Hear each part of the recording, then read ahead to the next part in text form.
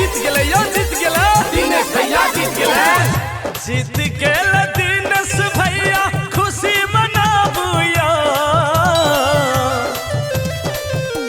यो काका।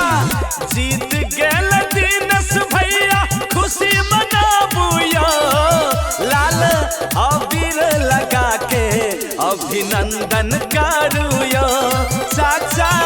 अबीर लगा के अभिनंदन करू गाछी साहब जिंदाबाद जिंदाबाद जिंदाबाद। दिनेश भैया जिंदाबाद जिंदाबाद जिंदाबाद। गाछी साहब जिंदाबाद जिंदाबाद जिंदाबाद।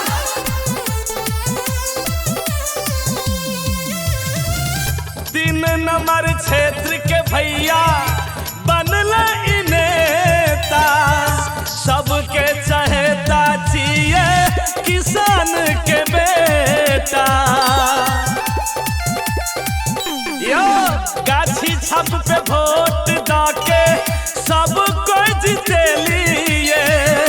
तीन नंबर के भैया शान बढ़े लिए। फूल के माला लाके स्वागत करू लाल अबीर लगा के अभिनंदन करू चाचा। अबीर लगा के अभिनंदन करू जीत गेले यो जीत गेले किसान के बेटा जीत गेले। जीत गेले यो जीत गेले दिनेश भैया जीत गेले। दिनेश भैया जिंदाबाद जिंदाबाद जिंदाबाद। गाछी साहब जिंदाबाद जिंदाबाद जिंदाबाद। बेरोजगारी अब नहीं रहते युवा जवानियों।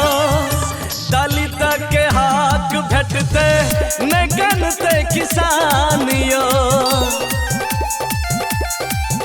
यो। बेरोजगारी अब नहीं रहते युवा जवानियों। दलित के हक भेटते न गनते किसानियों। फूल के माला लाके स्वागत करू लाल अबीर लगा के अभिनंदन करू चाचा। अबीर लगा के अभिनंदन करू